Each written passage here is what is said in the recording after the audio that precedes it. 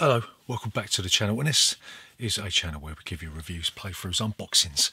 We generally like to talk a lot of bollocks about tabletop gaming in general. And in this video we're going to be talking about a game from the makers of Exploding Kittens. We're going to be talking about a game of cat and mouse, and in this game you'll be using these magnetic cat paws to ping plastic balls through the mouth of a cat to get all your balls into the opponent's part of the arena to eventually win the game. So in this video we're going to be giving you a very brief overview of the rules. We'll be telling you what we do like, what we don't like, then we'll come back and we'll tell you whether or not a game of cat and mouse is worth your time and bother today and in the future. So remember, if you are new here, then please consider subscribing to this channel. Leave a comment in that section down below, and we'll see you after this.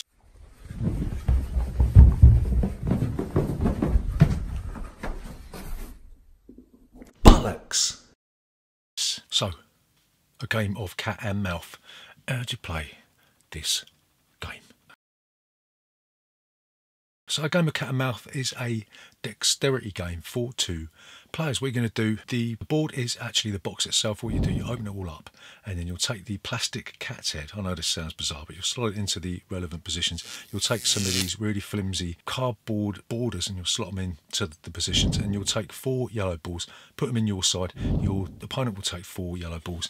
You'll slot the black ball into the centre and you'll place the 3 white balls into the teeth positions on the cat's head. Right, then you'll each get a magnetic cat paw and you'll put it onto the cat paw symbol on the board, and this will be sort of like a pingy type thing that you'll be using to ping balls into your opponent's area, right? So then you'll set both the scorers to 0 and then off you'll go. And what you do, you'll initially take your yellow balls and you'll put them into the cat's paw and you'll ping the balls through the cat's mouth, trying to get them into your opponent's area, right? You can knock out and use the white balls, and if you get all 3 white balls into your opponent's area, then you will win the game. And similarly, if you knock out the black ball before your opponent does, then you will win the game, right? So what you're looking to do, you're looking to get empty your area of balls, get the 3 white balls into your opponent's area, and also knock out the black ball to win, right? If any balls do fly out of the arena, you have to shout the really cheesy pun of pause and then go and get the ball, stick it back in the arena, and off you go again, right? So once one of the scoring conditions is met, then that person will be the winner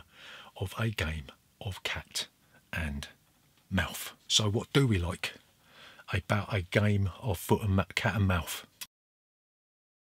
So the first thing that we really like about this game is the frenetic gameplay. It is actually really manic, right? It does remind us a hell of a lot like a wooden game that we got called La Passe Trap, or it might be called Pucket, or one of the infinitely cheap versions that you can get on Amazon for $5, right? So it's sort of similar to that, but it adds a few more ways to win, whereas La Passe Trap is just trying to empty your area of all of your pucks, right? There's more different ways to win, and one of the things that makes this game great is the fact you've got a black ball in the centre and it's just that little bit tighter than the white balls, right? So when I first got this I was thinking, hang on a minute, this don't fit properly, and then I thought, yeah, it's a little bit of a tight fit so it doesn't fall out on its own, right?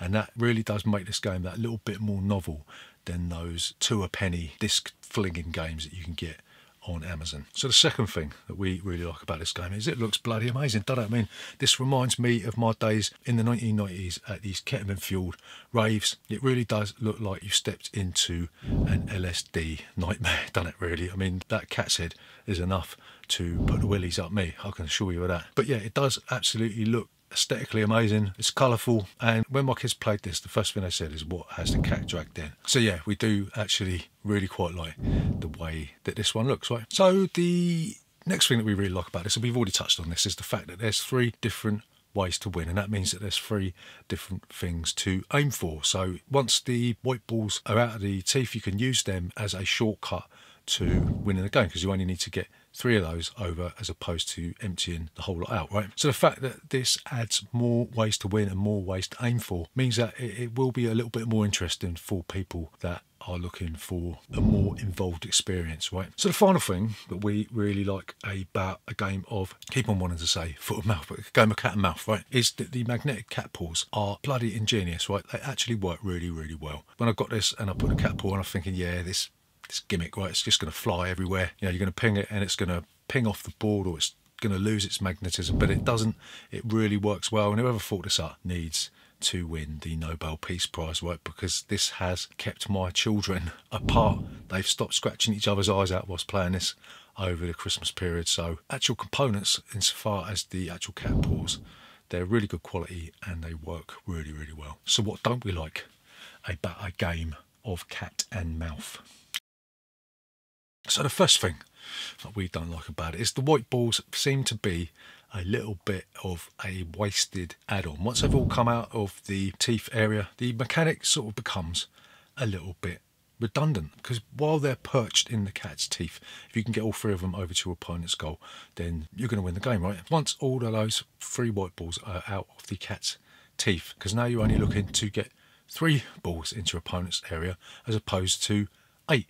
Right, so it does seem a little bit weird that there is that massive shortcut of victory. I mean, when you're talking about the black ball, that's fine because it just takes 1 or 2 hits to dislodge it and you've won the game, right? But this one, if you've done all the hard work of trying to get the white balls out, then it does seem like a little bit of a 2-bob way of doing it. So the next thing we don't like about a game of cat and mouse is that whilst we said that it looks aesthetically astonishing, the component quality starting to look like it isn't going to last that long. I'm pretty sure that the wow factor of the way this looks is sort of masking a bit of a cheap, shoddy game, right? Because the sides of the board are this really flimsy sort of paper / cardboard stuff, and they're already starting to get bent because we played this to death over the Christmas period, and even the box now is starting to show signs of wear where it's been open and closed all this time, and there's scuff marks appearing under the cat's paws and stuff like that. So I'm not really sure whether or not this is going to hold up if you play it as much as we have with children. So, you know, it's cheap for a reason, but then you sort of would have expected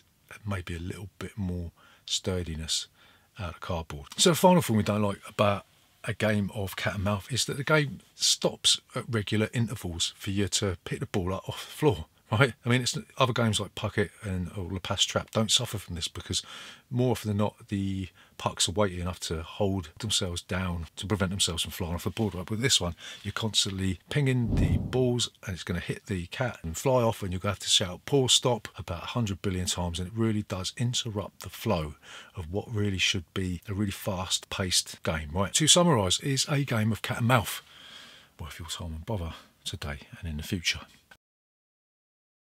And we're going to say possibly, possibly not. If you're just after one of these sort of pinball style disc through a hole type thing, then you can go on Amazon and you could pick up a Le Passe Trap clone for literally £5. It's a decent enough take on this type of game, the Le Passe Trap type thing. It may be a little bit too stop-starty for a lot of people, and it's also quite fiddly for a lot of people. You know, you're sort of trying to pick up these little tiny balls, ping them around, and things are going to be flying everywhere, and it can be quite frustrating in that regard. And also, we can't help but feel that the aesthetics of the game are hiding some really shoddy components, right? But having said that, this is an excellent dexterity game that, whilst it has certain novel qualities, it doesn't quite eclipse its older brother, Le Passe Trap, for just sheer unadulterated fun, right? So there you go, that's a game of cat and mouse. Remember, if you're new here, please consider subscribing to this channel, leave a comment in that section down below.